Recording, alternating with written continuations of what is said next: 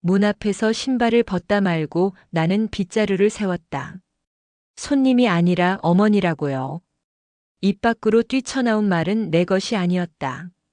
목젖에 걸린 가시처럼 튀어나오고서야 나는 서둘러 삼켰다. 일을 하러 온 거지 말을 하러 온 게 아니었다. 현관 센서는 나를 낯선 방문자로 기록했다. 따뜻한 조명과 먼지 없는 바닥, 고급 세제 냄새가 나를 밀어냈다. 오셨어요.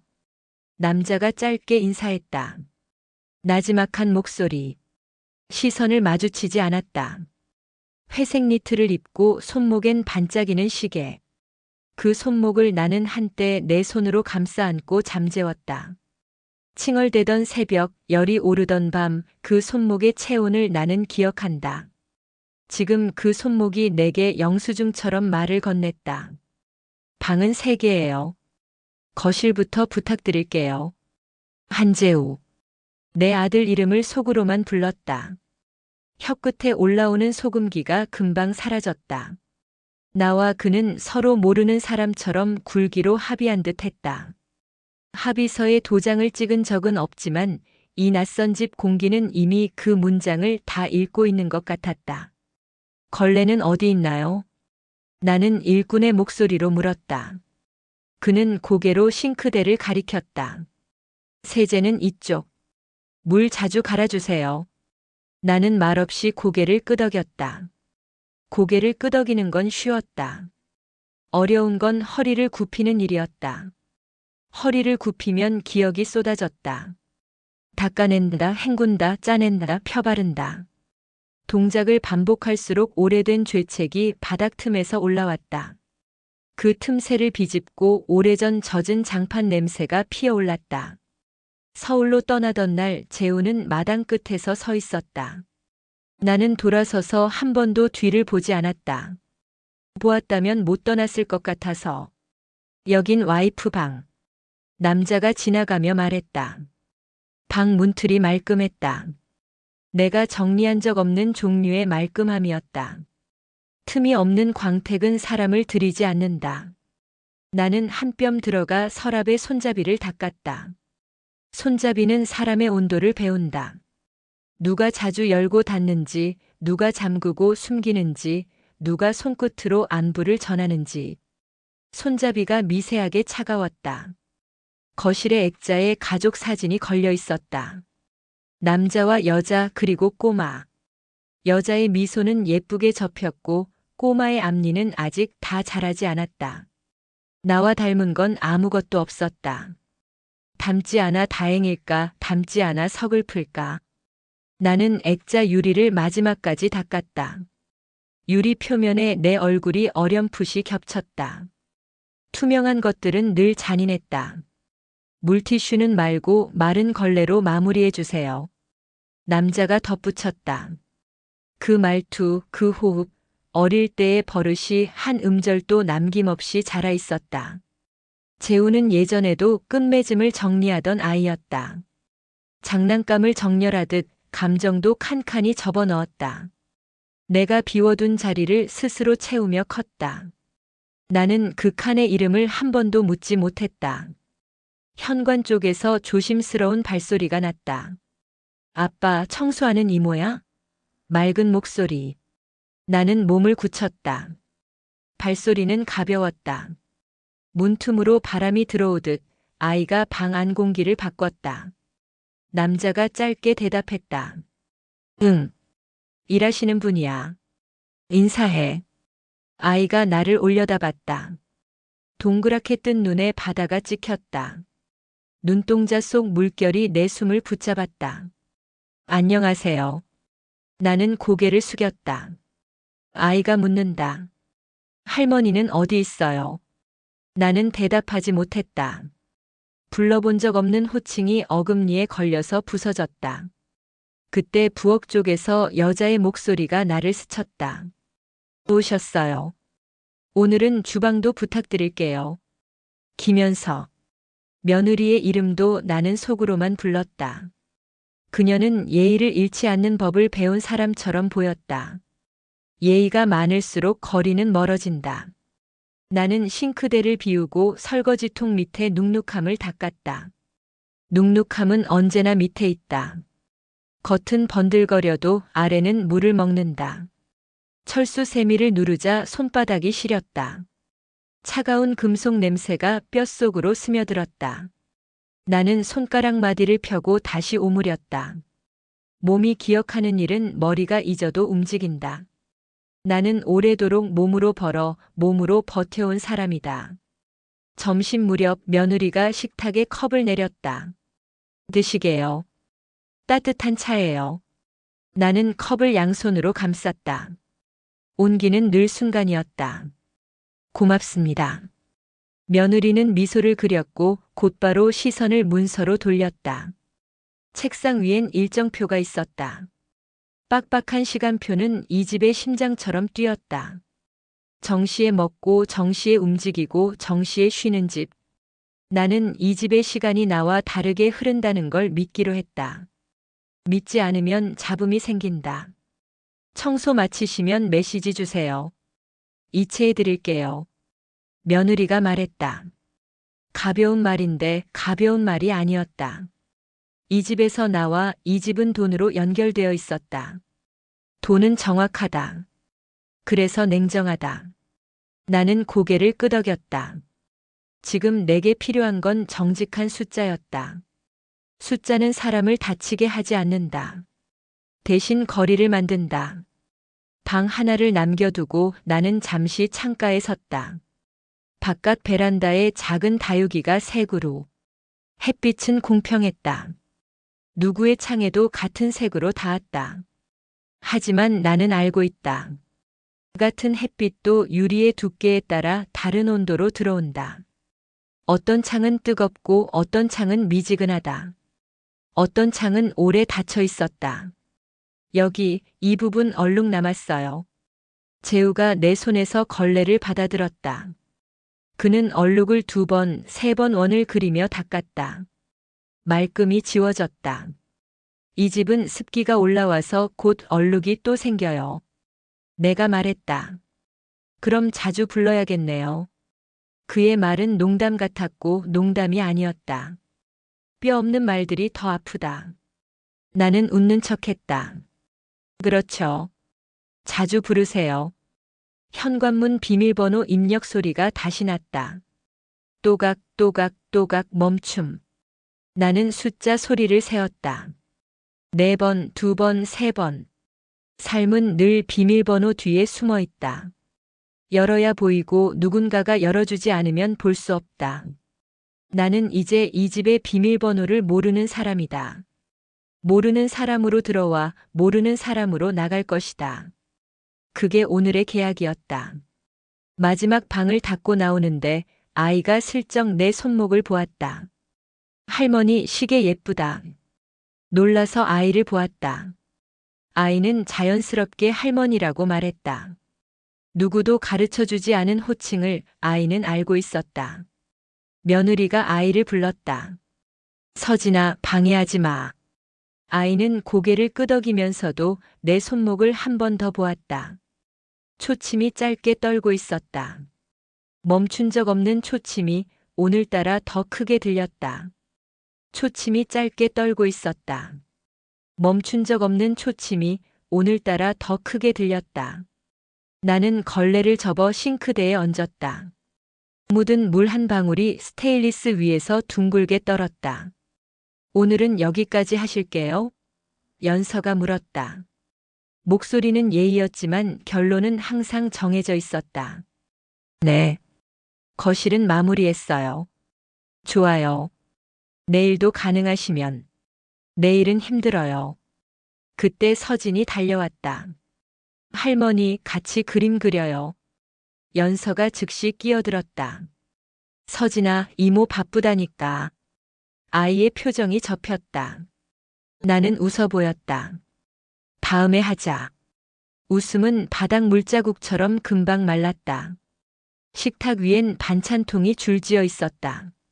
라벨엔 날짜와 시간이 적혀 있었다. 이 집의 시간은 꼼꼼했고 나는 그 시간표에서 누락된 칸이었다. 재우가 서류철을 덮고 나왔다. 수고하셨어요, 어머니. 그의 혀가 잠깐 멈칫했다. 그 틈이 우리 사이다. 밥은 드셨어요? 내가 물었다. 대충요. 연서가 말을 받았다. 저염식이라 입에 안 맞으시면 말씀하세요. 괜찮아요. 뭐든 잘 먹어요. 말끝이 허공에 걸렸다.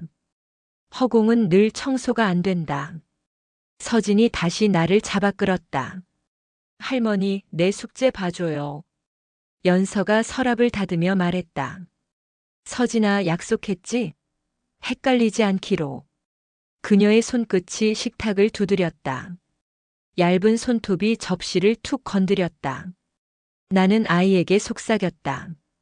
숙제 사진 찍어서 보내. 집에서 같이 보자. 아이의 눈이 반짝였다. 그 반짝임이 곧 멈췄다. 엄마가 포는 밥 먹고 밥보다 빠른 것은 단 하나 오해였다. 잠시 정적. 그때 거실 스피커가 켜졌다. 재우의 휴대폰에서 알림 소리가 툭툭 튀었다. 단톡방에 뭐가 또 그가 화면을 내렸다. 나는 볼 생각이 없었다. 그런데 사진 하나가 내 눈에 밟혔다.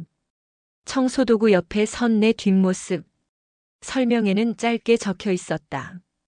오늘도 이모님 출근함. 나는 아무 말도 하지 않았다. 침묵은 가장 빠른 퇴근길이었다. 설거지를 정리하고 물기를 닦는데 연서가 낮게 말했다. 어머니, 부탁이 있어요. 나는 고개를 들었다. 그녀가 한 박자 쉬고 말을 이었다. 서진 앞에서는 할머니라는 말은 자제해 주세요. 왜요? 아이 정서가 복잡해져요. 역할이 섞이면 아이가 헷갈려요. 그 말이 내 귓속에서 2번 울렸다. 역할 헷갈림. 나는 천천히 대답했다. 헷갈린 건 내가 아니라 그쪽일 거예요. 공기가 차갑게 갈라졌다. 그녀가 웃었다. 얇고 단단한 웃음이었다. 감정적으로 나오시지 말고요. 감정은 늘 내 편이 아니었다. 나는 고개를 숙였다. 알겠어요. 서랍 아래에서 작은 봉투가 떨어졌다. 영수증들이 묶여 있었다. 나는 반사적으로 주워 모았다. 그 순간 재우가 와서 빼앗듯 봉투를 들었다. 그건 저희가 정리할게요. 손끝이 살짝 부딪혔다. 오래전에 잊은 체온이 번졌다. 미안해요. 내가 먼저 말했다. 그는 고개를 끄덕였다. 괜찮아요. 괜찮다는 말만큼 사람을 불편하게 하는 말도 없다. 식탁에 둘러앉아 점심을 먹었다. 수저 소리가 규칙적으로 바닥을 찍었다. 연서는 반찬 간을 설명했고 재우는 고개를 끄덕였고 나는 씹는 흉내를 냈다.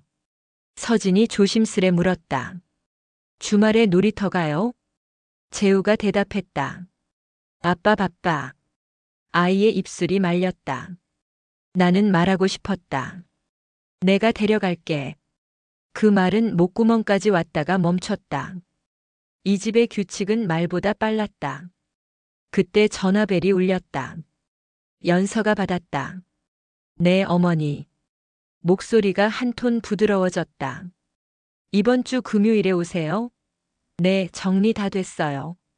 그녀는 전화를 끊고 내게 말했다. 제 친정 부모님이 오세요. 그날은 쉬셔도 돼요.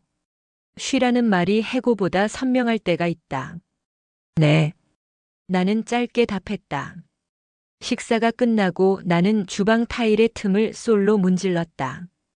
틈 사이에 거무스름한 것이 박혀 있었다. 얼룩은 말이 없다. 그러나 시간표는 있다. 쓱쓱 문지를수록 오래된 날들이 밀려났다. 누군가의 생일, 누군가의 울음, 누군가의 침묵. 나는 소를 멈추고 손목시계를 보았다. 초침이 흔들렸다. 문득 오래전 장면이 떠올랐다. 여관방 같은 전셋집, 새벽의 버스, 재우의 열. 나는 그날도 시간을 닦았고 그날도 시간을 흘렸다. 문간에서 재우가 섰다. 계산해 드릴게요. 그가 휴대폰을 내밀었다. 계좌번호는 지난번 그대로죠. 네. 송금 알림이 울렸다. 숫자는 정확했다. 정확함이 끝나면 대화도 끝났다. 현관을 나서려는데 서진이 슬리퍼를 끌고 나왔다. 할머니. 연서가 급히 불렀다. 서진아. 아이의 발이 멈췄다. 나는 몸을 낮추고 아이의 눈높이에 말했다. 다음에 내가 정한 날에. 서진은 고개를 끄덕였다. 어린 사람은 약속을 믿는다. 그 믿음이 어른을 만든다. 엘리베이터 안에서 휴대폰이 떨렸다. 낯선 번호. 받자마자 쉰 목소리가 들렸다. 인숙 씨죠? 저 이영숙이에요. 오래된 이름. 내가 버리지 못한 이름이었다. 무슨 일이세요? 그 시계 아직 갖고 있어요? 그거 당신 남편이 제게 맡긴 적 있어요. 나는 숨이 걸렸다. 무슨 소리예요? 그 시계 안쪽에 말아둔 종이 있어요. 오늘 밤 확인해요. 통화가 끊겼다. 엘리베이터가 1층에 닿았다. 문이 열렸지만 나는 한 발 늦게 움직였다. 바람이 복도 끝에서 밀려왔다. 나는 손목을 감싸 쥐었다. 초침이 다시 흔들렸다. 더 크게, 더 또렷하게. 나는 오늘 받은 임금을 주머니에 넣고 구슬을 더 꼭 쥐었다. 손바닥이 반짝거렸다. 누가 보지 않아도 빛나는 건 있다. 나는 계단을 내려갔다. 발자국이 돌계단을 찍었다. 다음 계단, 다음 주, 다음 말. 오늘의 얼룩은 대충 지웠다. 내일은 더 깊숙이 문지를 것이다. 그리고 밤 그 시계를 연다. 거기에 무엇이 숨었든 이번엔 내가 먼저 읽을 것이다. 빛은 작아도 방향은 있다. 오늘은 거기로 간다. 지금. 두려움은 뒤로. 나는 걸음을 멈추고 뒤를 돌아봤다. 불 꺼진 복도 끝, 문틈 사이로 미세한 불빛이 흘러나왔다. 그 빛은 누군가 아직 깨어있다는 증거였다. 나는 마음속으로 말했다. 그래, 나도 아직 끝나지 않았다.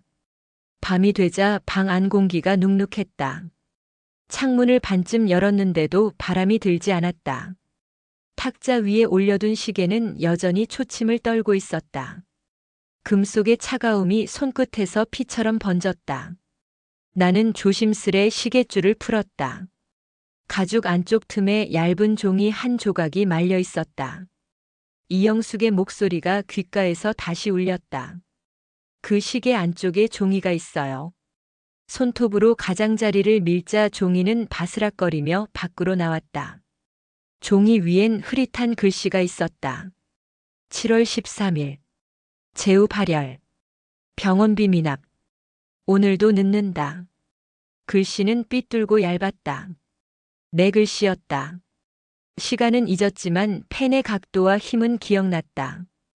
그날 밤 나는 야간 청소를 나갔다. 초등학교 복도와 계단과 화장실. 세제 냄새가 손바닥에 박혔다. 아이가 고열로 울던 새벽에 나는 돌아가지 않았다. 병원비가 밀리면 다음 주 일자리를 잃을까봐 출근을 택했다. 그게 내 인생의 첫 계산이었고 지금까지 이어진 계산표였다. 나는 종이를 내려놓고 눈을 감았다. 기억 속 재우는 하얀 천 아래에서 식은땀을 흘렸다. 의사는 말했다. 응급실이라도 데려오셨으면요. 하지만 나는 없었다. 그때의 나를 대신해서 아무도 울어주지 않았다. 남편은 그해 봄 열차 사고로 떠났다. 차가운 관 속에서 내게 남긴 건 시계 하나뿐이었다. 그 시계가 내게 남긴 건 시간도 돈도 아니었다. 단 하나 끝나지 않는 죄책감이었다. 새벽 2시가 넘어가자 휴대폰 화면이 깜빡였다. 메시지 한 줄. 입금되었습니다. 87,000원. 오늘의 일당이었다. 숫자는 현실을 묶는 밧줄 같았다. 나는 숨을 고르고 시계 뒷면을 더 깊이 들여다보았다. 거기엔 또 다른 연필 자국이 희미하게 남아 있었다.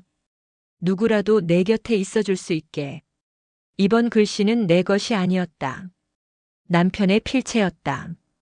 그는 죽기 전 시계를 내 손에 쥐어주며 말했다. 이건 재우에게 돌려줘. 언젠가. 나는 그 약속을 잊고 살았다. 아니, 모른 척했다. 바깥에서 자동차 브레이크가 짧게 울렸다. 나는 불을 껐다.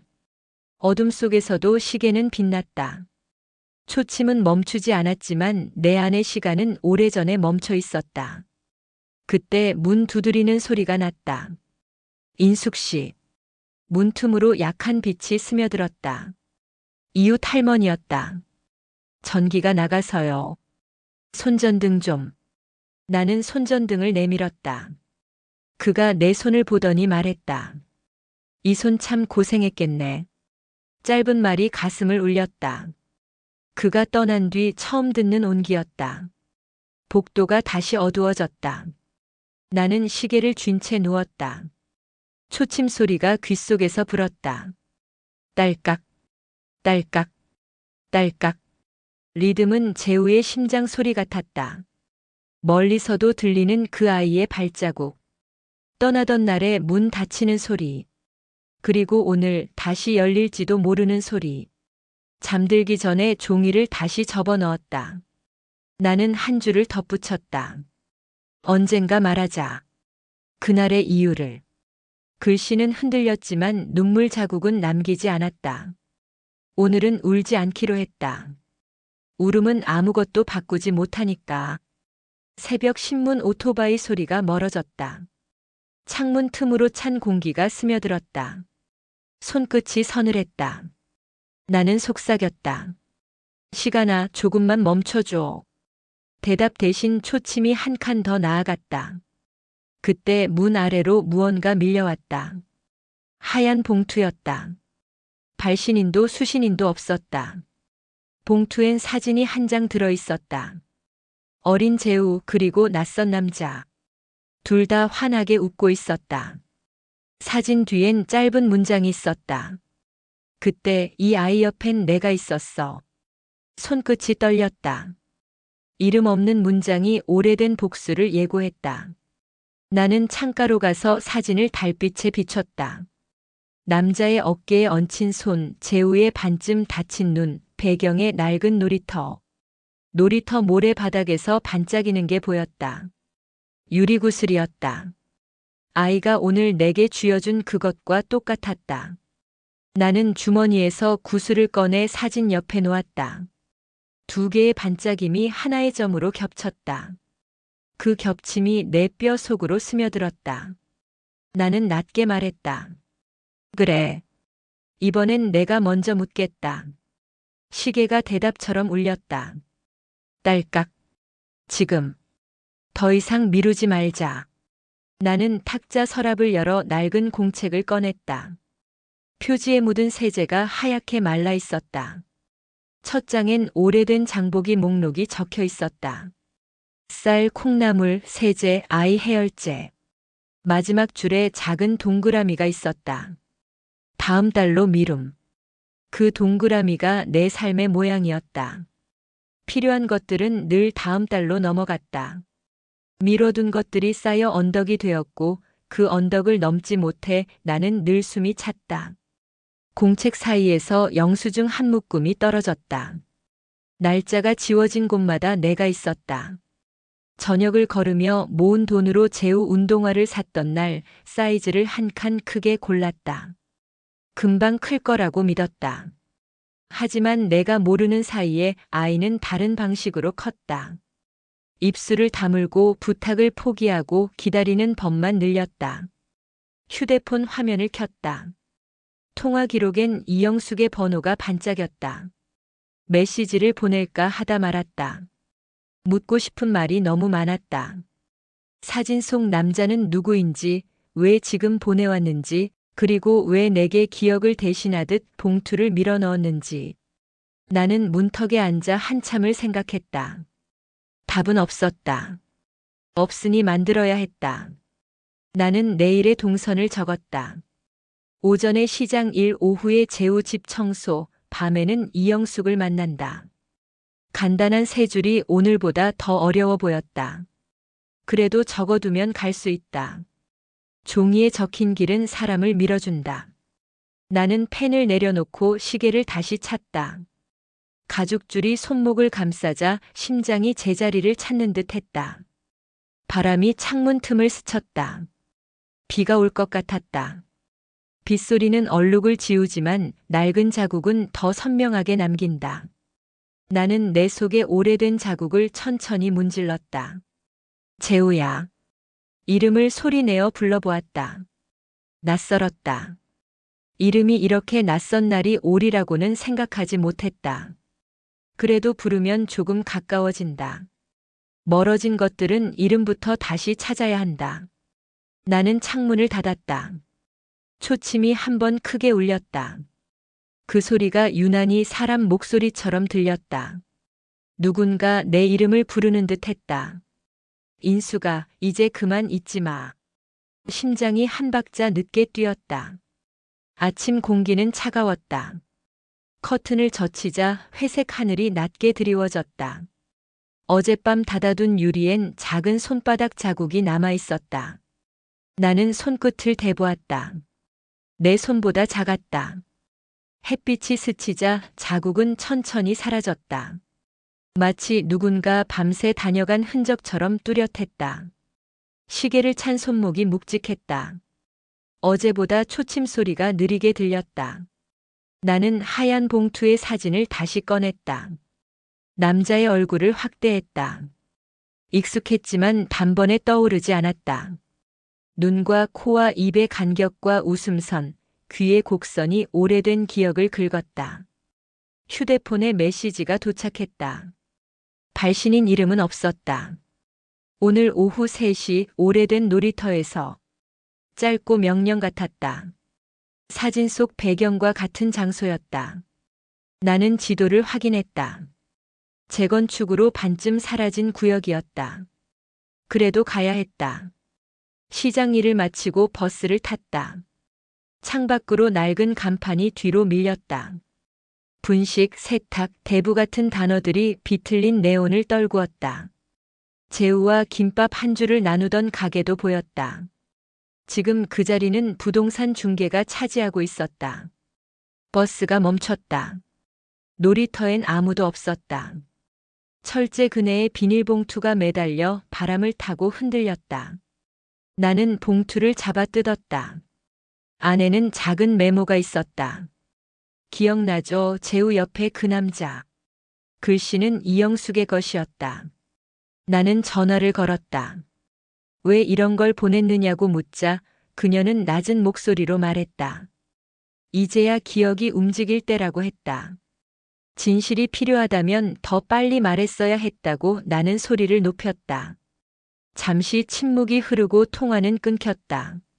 남은 것은 장소의 공기뿐이었다. 등 뒤에서 내 이름을 부르는 소리가 났다. 인숙 씨. 돌아보니 이영숙이 코트를 여미고 서 있었다. 모자를 깊게 눌러 쓴 눈빛이 낯설었다. 나는 물었다. 사진 속 남자는 누구냐고. 그녀는 대답했다. 내 남편이라고. 제우 곁에 보호자였다고. 귀가 멍해졌다. 당신이 무슨 말을 하느냐고 되물었다. 그녀는 영수증을 내밀었다. 발행일은 7월 13일. 지불인은 이영숙. 항목은 소아병동 입원비. 글씨는 오래되었지만 유효했다. 그날 밤 나는 야간 청소를 나갔다. 아이 곁엔 다른 어른이 앉아 있었다. 왜 지금이냐고 물었다. 그녀는 그때는 자신도 숨고 싶었다고 했다. 하지만 이제는 당신이 기억해야 한다고 했다. 당신의 아들은 당신보다 나를 먼저 떠올릴지도 모른다고 했다. 나는 시계를 바닥에 떨어뜨렸다. 금속이 모래 위를 구르며 소리를 냈다. 그 시계 아직 모르는군요. 그녀가 말했다. 그 안엔 그의 목소리가 남아 있어요. 초침이 순간 멈췄다가 다시 움직였다. 나는 천천히 시계를 주워들었다. 모래가 손바닥에 달라붙었다. 이것이 다 당신의 계획이냐고 물었다. 그녀는 고개를 저었다. 계획이 아니라 기록이라고 했다. 벤치에 나란히 앉았다. 그네가 바람에 덜컥거렸다. 나는 사진을 무릎 위에 펴놓았다. 재우의 웃음이 종이 위에서 흔들렸다. 남자의 어깨와 아이 머리카락 사이에 오후 빛이 끼어 있었다. 그 빛은 다정했고 잔인했다. 나는 물었다. 내 남편은 알고 있었느냐고. 그녀는 잠시 침묵하다가 알고도 모르는 척했을 수 있다고 했다. 당신이 무너지지 않길 바랐을지도 모른다고 했다. 부정하고 싶었지만 증거는 사진과 영수증과 시계였다. 그리고 내가 비운 자리였다. 바람이 세졌다. 모래가 신발 속으로 파고들었다. 펜스의 경고문이 덜컥거렸다. 사용 자제, 노후 시설, 철거 예정 같은 문장이 흔들렸다. 내 안에서도 비슷한 문장이 흔들렸다. 침묵 자제, 기억 경고, 눈물 예정 같은 문장이었다. 나는 입술을 깨물었다. 이영숙이 조심스레 말했다. 자유로워지고 싶지 않느냐고. 나는 되물었다. 누가 누구에게 자유를 말하느냐고. 당신의 말은 칼처럼 들어오고 태도는 봉합처럼 붙는다고. 그녀는 내 손목을 보았다. 그 시계가 결정을 도울 거라고 했다. 나는 시계를 3개 쥐었다. 초침이 또렷이 들렸다. 딸깍 같은 단음이 가슴을 두드렸다. 나는 마음속으로 재우의 이름을 불렀다. 이름은 멀리서도 돌아오는 법이었다. 나는 자리에서 일어났다. 오늘은 여기까지라고 말했다. 그녀는 고개를 끄덕였다. 돌아서다 한 번 더 말했다. 다음엔 더 큰 소리를 듣게 될 거라고. 나는 놀이터를 빠져나왔다. 작게 비가 내리기 시작했다. 모래는 금세 진흙이 되었고 발자국은 금세 지워졌다. 버스 정류장 지붕 아래로 몸을 숨겼다.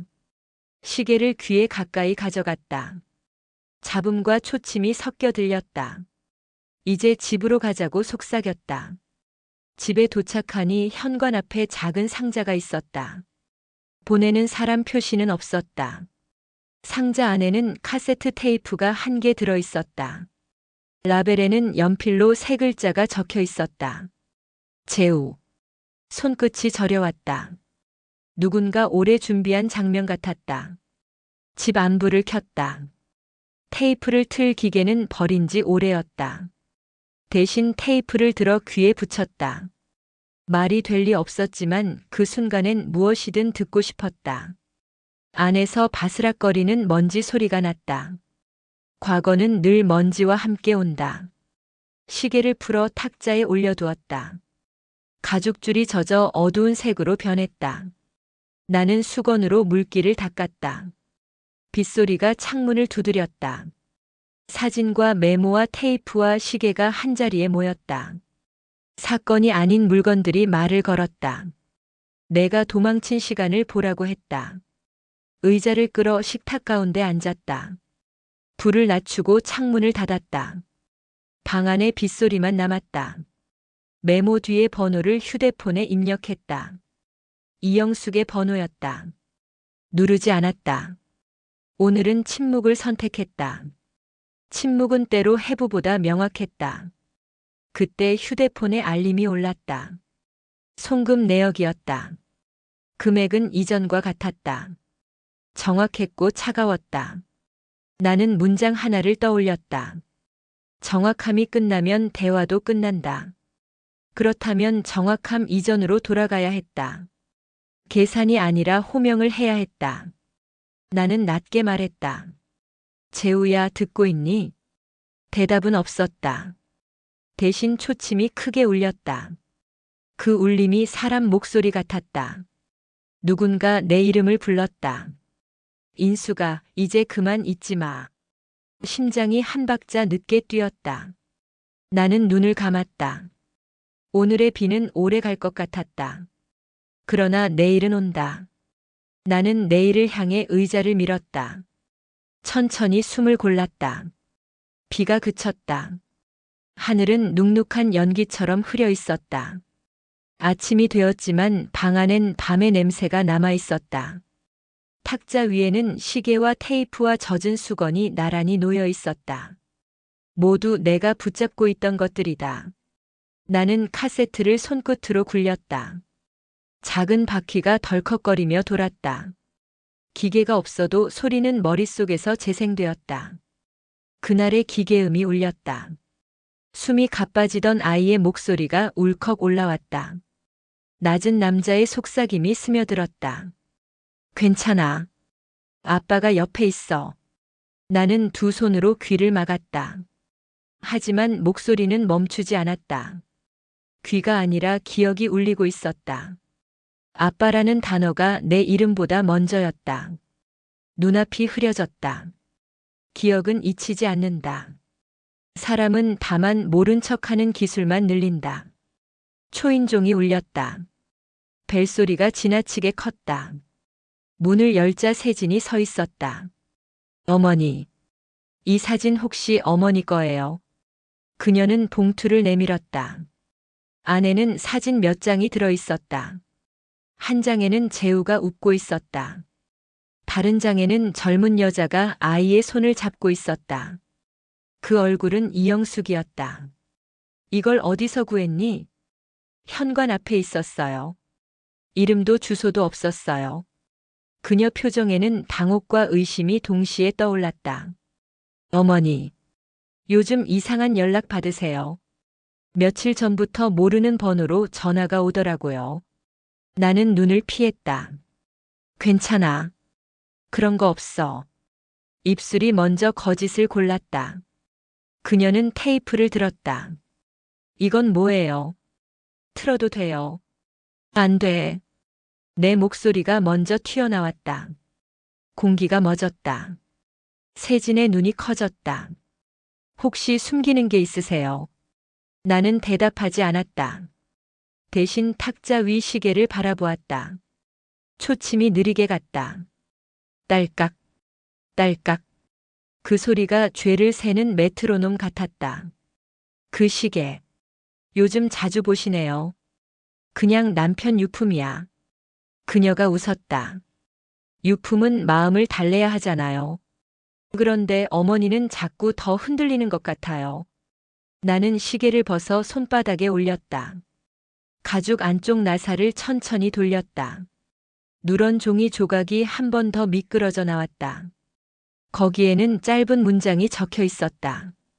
이 시계를 건네받은 사람에게 진실을 남긴다. 밑엔 이름이 없었다. 시간의 주인은 사라지고 기록만 남았다. 세진이 조심스럽게 물었다. 재우 아버지 얘기 좀 해주세요. 나는 고개를 들었다. 그녀 눈에는 진심이 있었지만 나를 파헤치는 빛도 섞였다. 그 사람은 좋은 아버지였어. 정말이요. 그녀가 고개를 저었다. 그런데 왜 재우는 어머니 얘기를 할 때마다 불편해했을까요? 무슨 뜻이니? 그녀가 낮게 말했다. 대학 시절 그가 말했어요. 어머니를 사랑하지만 늘 미안하다고요. 나는 숨을 삼켰다. 그 말을 왜 이제 말하니? 그때는 몰랐어요. 하지만 지금은 알아요. 그 미안함이 단순한 효심이 아니었다는 걸요. 그녀는 내 앞에 앉았다. 재우가 죽기 전날 저한테 전화했어요. 이제 다 말하겠다고 했어요. 그날 밤 전화가 끊기고 사고가 났어요. 눈가가 떨렸다. 방 안 공기가 울었다. 나는 테이프를 쥐었다. 그 안에 진실이 있는 거죠. 모르겠다. 아니요. 알고 계세요. 그 시계와 그 종이와 그 목소리. 전부 어머니가 붙잡고 있잖아요. 그녀 말이 칼날처럼 스쳤다. 너는 몰라. 어떤 선택이 사람을 무너뜨리는지. 그럼 지금이라도 말씀해 주세요. 창밖에서 천둥이 짧게 울렸다. 번개가 치며 시계 유리가 반짝였다.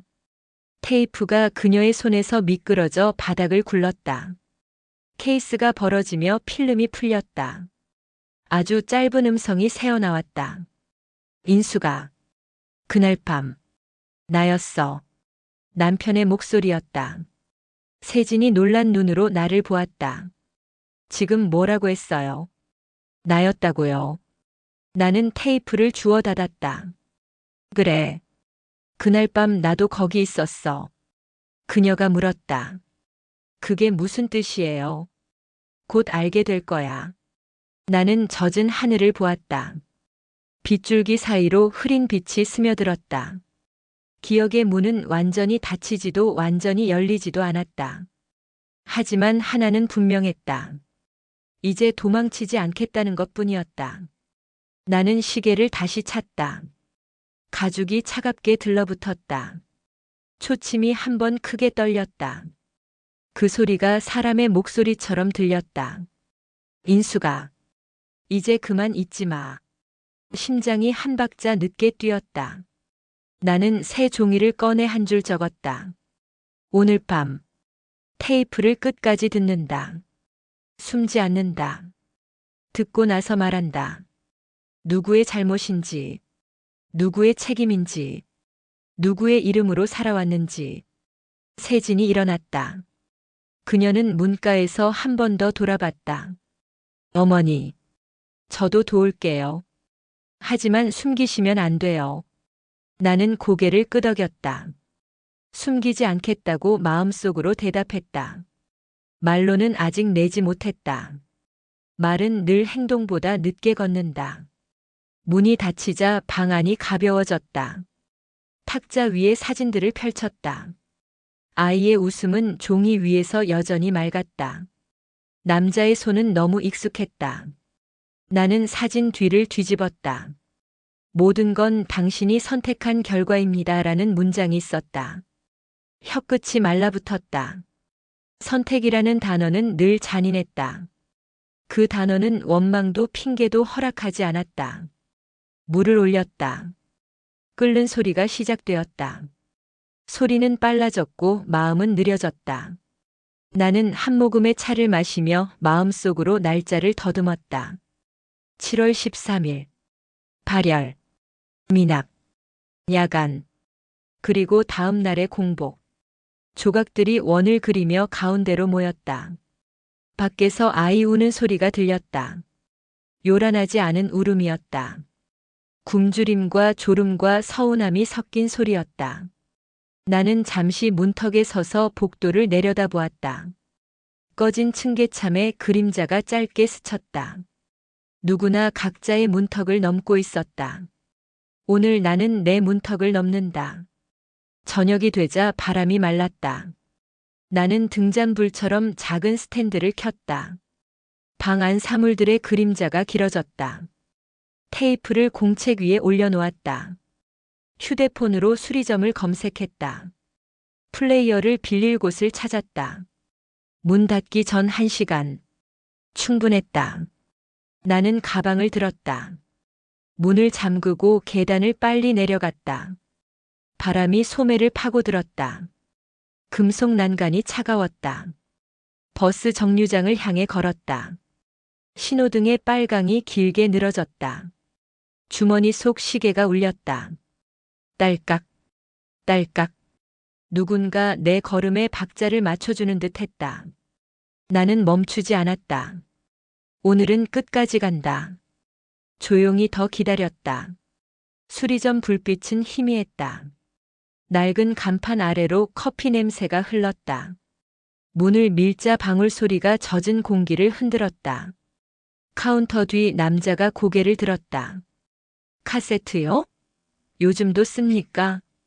나는 테이프를 내밀었다. 라벨엔 제우라는 글자가 달아있었다. 오늘 안에 소리만 나오게 해주세요. 내용은 묻지 말아주세요. 그가 어깨를 으쓱했다. 낡은 플레이어를 올리자 모터가 깨어났다.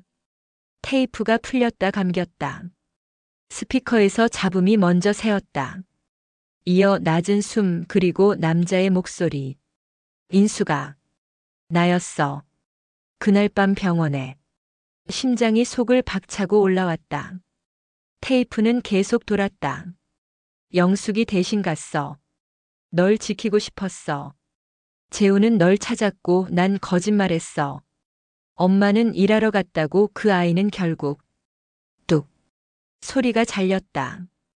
끝입니까? 수리공이 고개를 저었다. 마지막이 찢어졌어요. 복구가 되나요? 시간이 필요합니다. 나는 테이프를 가방에 넣고 나왔다. 방울이 다시 흔들렸다. 숨이 가빴다. 떨림. 밖은 가랑비가 내렸다. 보도와 차창이 거울처럼 번들거렸다. 그때 길모퉁이에서 누군가 손을 들었다. 이제 들었죠. 이영숙이었다. 모자 챙 아래 눈빛이 젖어 있었다. 왜 지금이에요? 당신이 준비됐으니까. 내 아이가 울고 남편이 거짓말한 뒤인데도 내가 덜 준비됐다고요. 그녀가 고개를 숙였다. 나는 비웃었다. 사람을 부수는 건 숨김이죠. 그녀가 영수증을 꺼냈다. 소아병동 입원비. 지불인 이영숙. 7월 13일.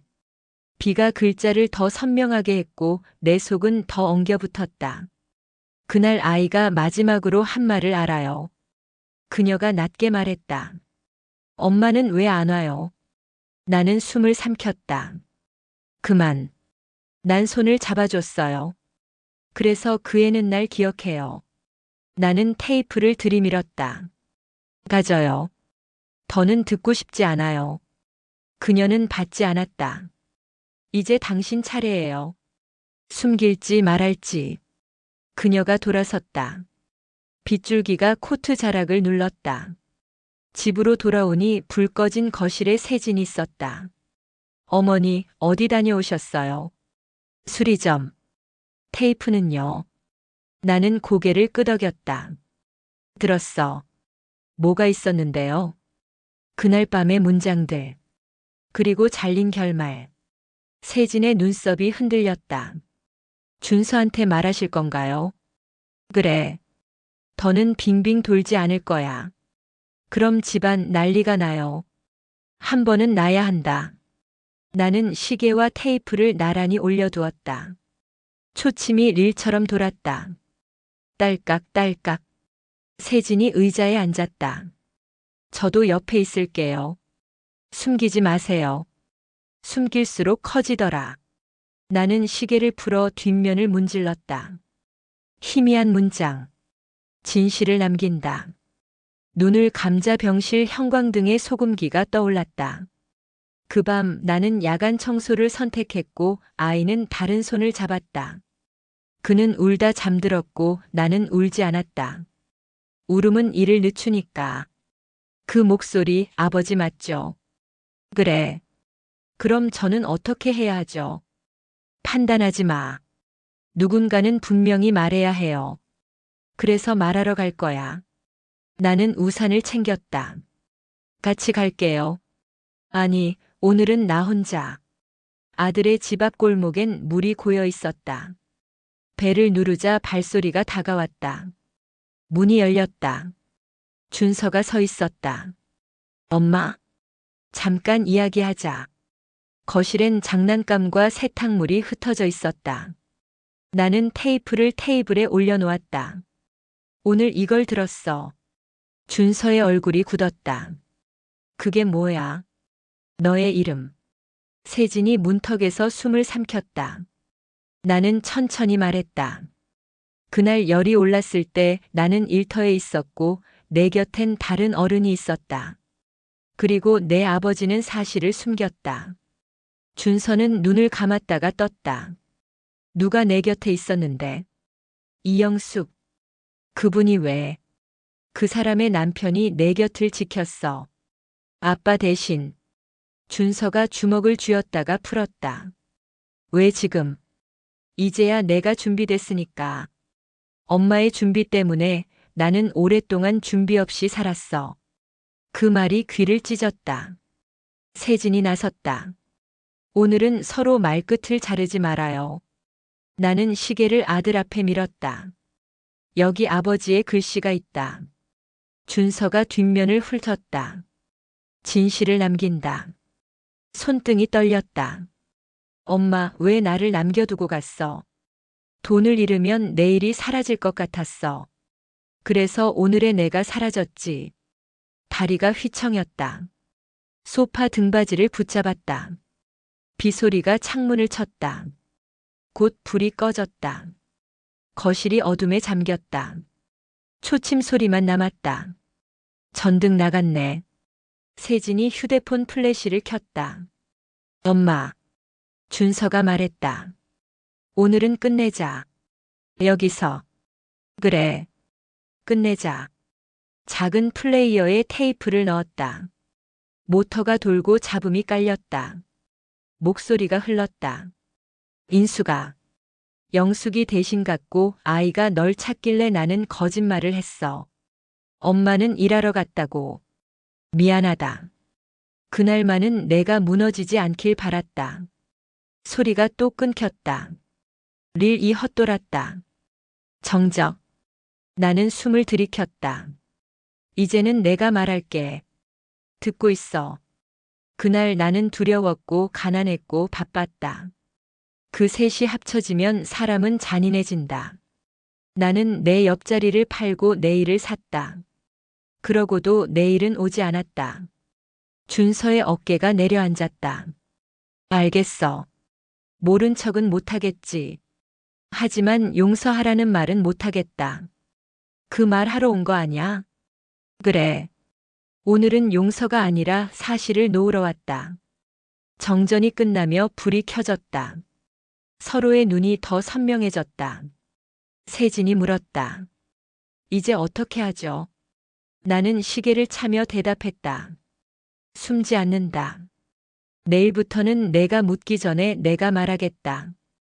그리고 영숙에게도. 준서가 길게 숨을 내쉬었다. 우리 셋이 같이 가자. 각자의 말로 같은 자리에서. 나는 조용히 웃었다. 그래. 같은 자리에서. 초침이 한 칸 더 나아갔다. 딸깍. 오늘의 끝과 내일의 시작이 맞붙었다. 창문 틈 사이로 아침 햇살이 스며들었다.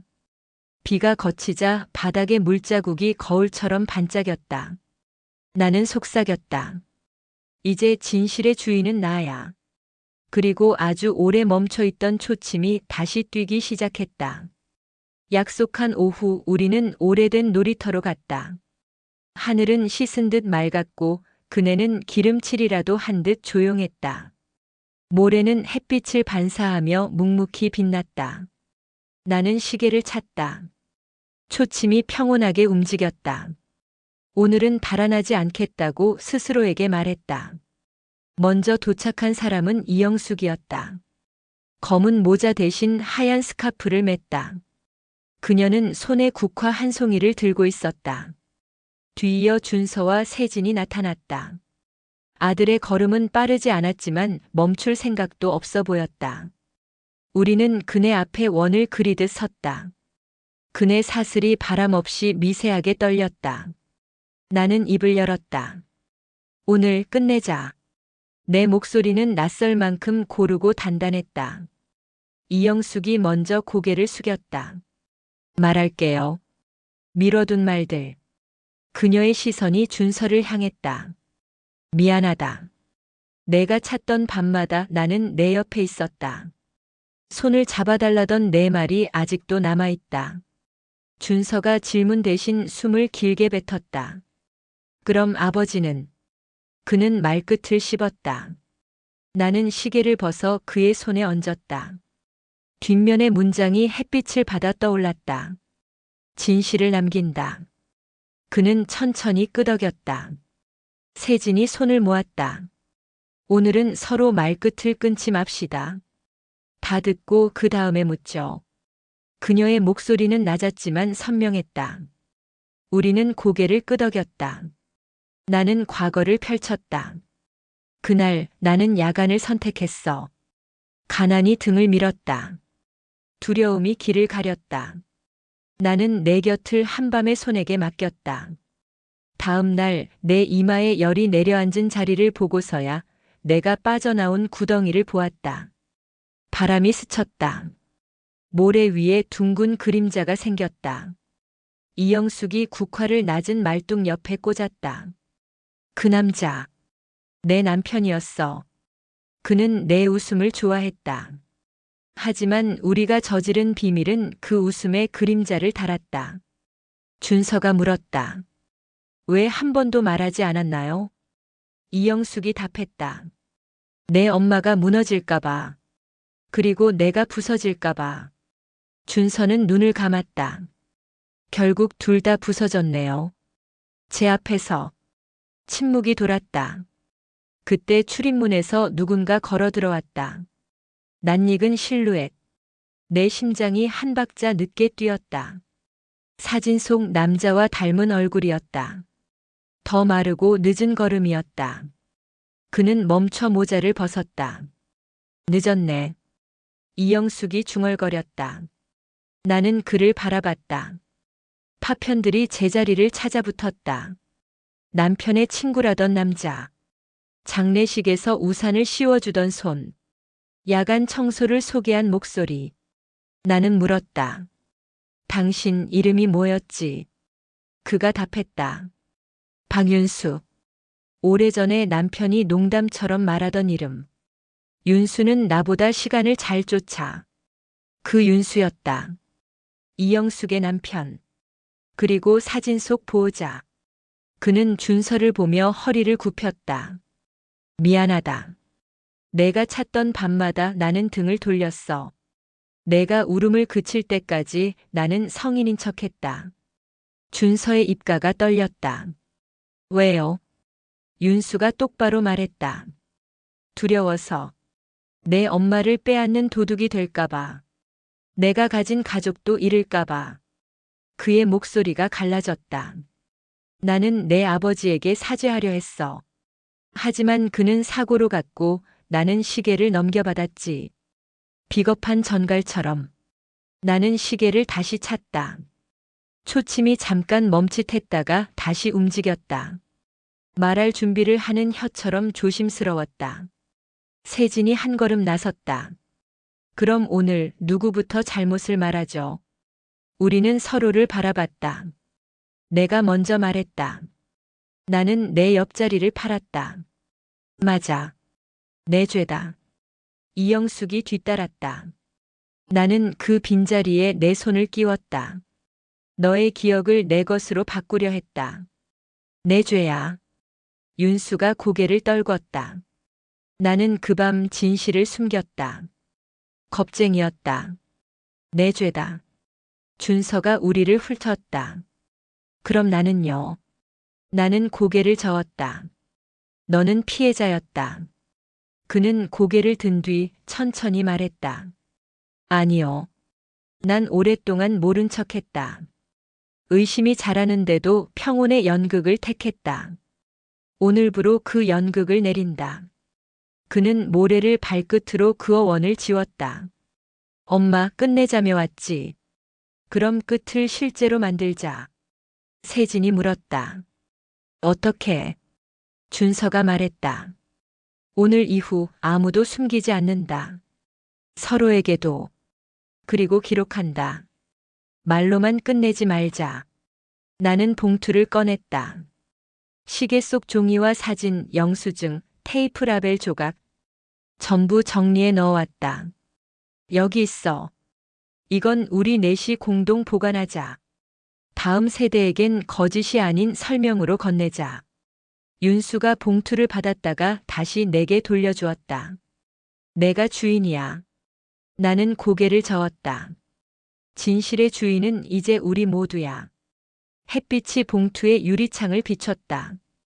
속 글자가 반짝이며 겹쳤다. 진실. 남긴다. 오늘. 사과. 각자의 손. 그때 놀이터 한쪽에서 아이 울음이 났다. 낯선 아이가 무릎을 다쳤다. 세진이 먼저 달려갔다.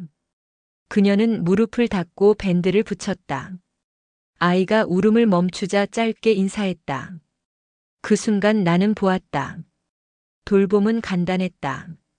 제자리로 가서 제때 손을 얻는 일. 나는 준서의 손을 잡았다. 오래 미뤄둔 동작이었다. 그의 손이 뜨거웠다. 우리가 동시에 말했다. 미안해. 바람이 지나가며 그 말을 넓게 퍼뜨렸다.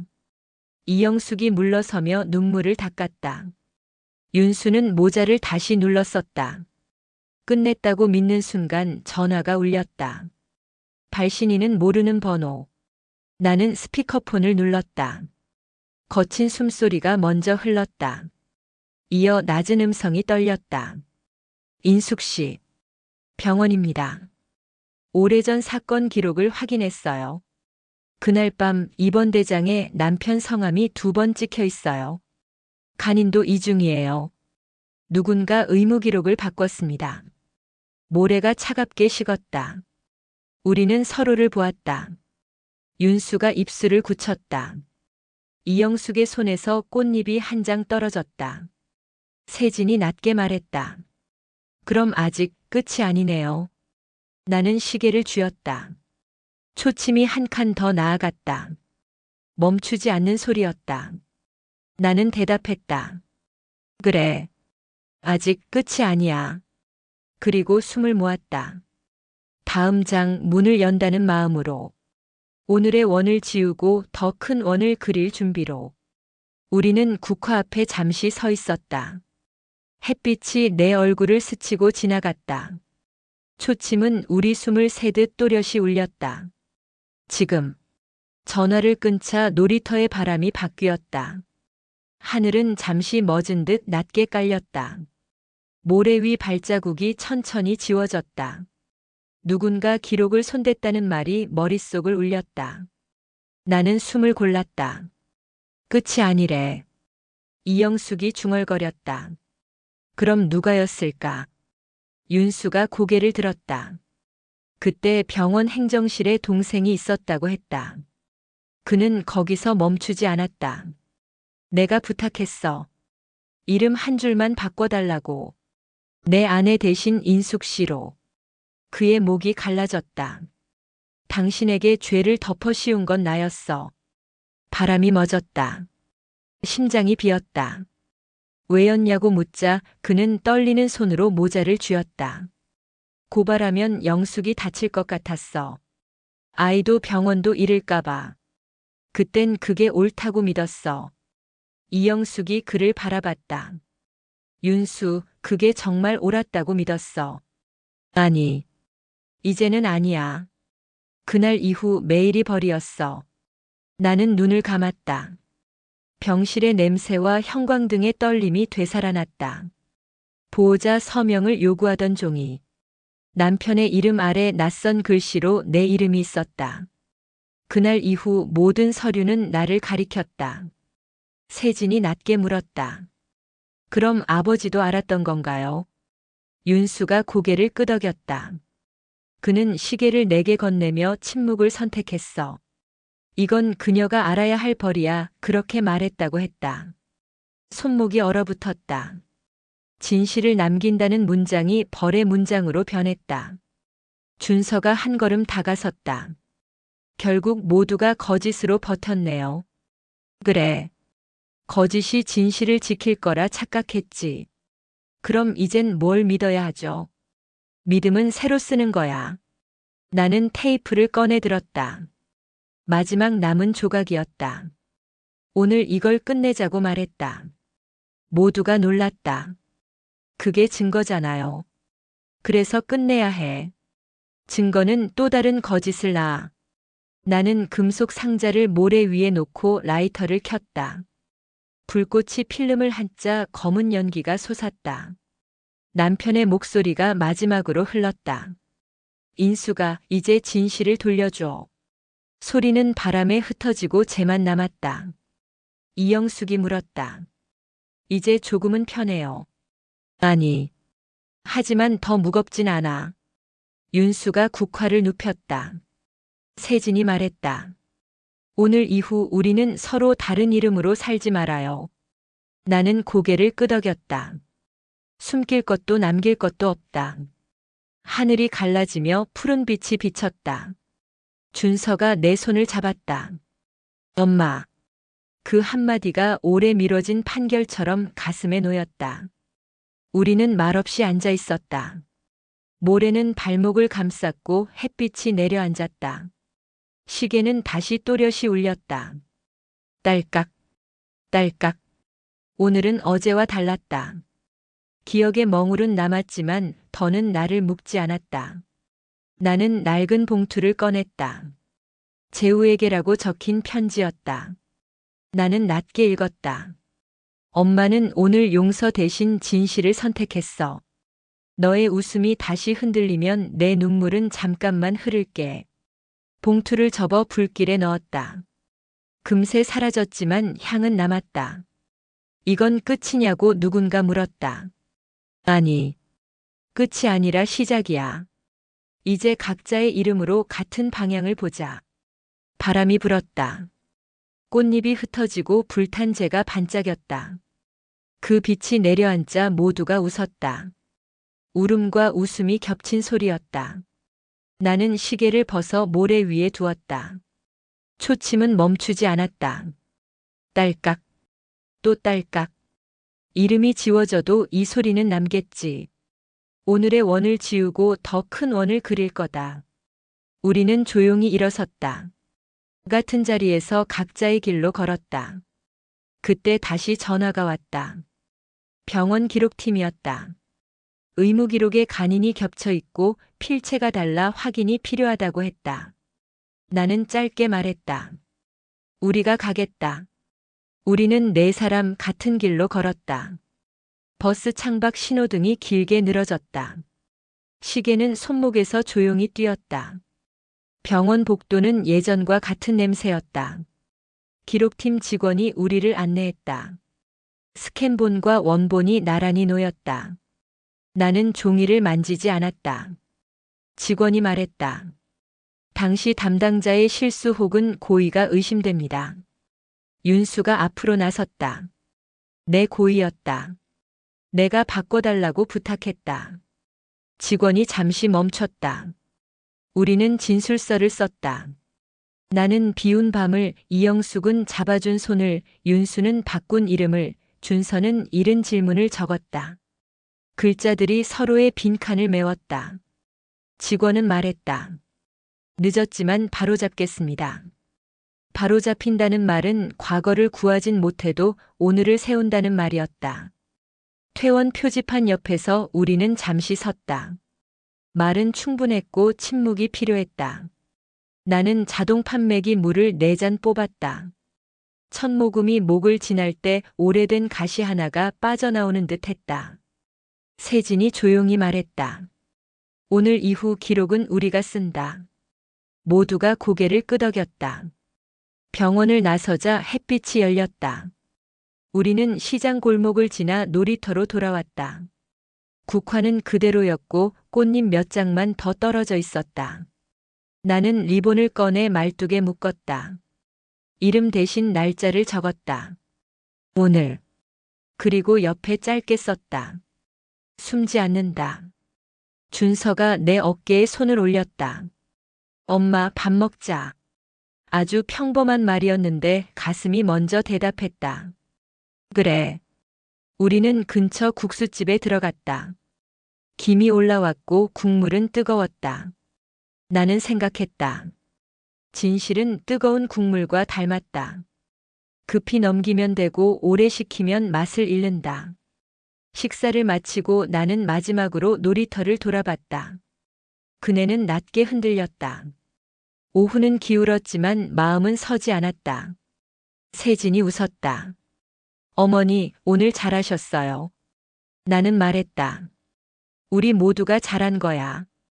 윤수가 덧붙였다. 다음엔 내가 먼저 말하겠다. 해가 지기 전 집에 들렀다. 현관의 신발이 낯설지 않았다. 방 안 공기는 새로웠다. 나는 시계를 책상 위에 올렸다. 더는 벌이 아니었다. 작은 메트로놈 같았다. 나는 공책을 폈다. 제목을 적었다. 오늘의 사실. 그리고 첫 줄을 썼다. 거짓은 끝났고 삶은 계속된다. 불을 끄기 전 창을 열었다. 저녁 바람이 커튼을 들어 올렸다. 멀리서 아이들 웃음이 들렸다. 초침이 크게 울렸다. 딸깍. 그 소리가 이름처럼 맴돌았다. 나는 속삭였다. 재우야, 이제 괜찮아. 내 이름을 무겁게 쓰지 않을게. 내 이름도 가볍게 지켜볼게. 창밖엔 달이 떠올랐다. 구름이 갈라졌다. 나는 창틀에 손을 얹고 숨을 내쉬었다. 숨이 길어질수록 초침은 또렷해졌다. 내일의 문장 연습했다. 숨지 않는다. 말한다. 살아낸다. 오늘의 사연은 여기까지입니다. 여러분이라면 이런 상황에서 어떻게 하시겠나요? 댓글로 의견을 남겨주세요. 오늘 영상이 마음에 드셨다면 구독 버튼 한번 눌러주시고요. 좋아요와 알림 설정도 부탁드립니다. 앞으로도 편안한 이야기로 찾아뵙겠습니다. 감사합니다.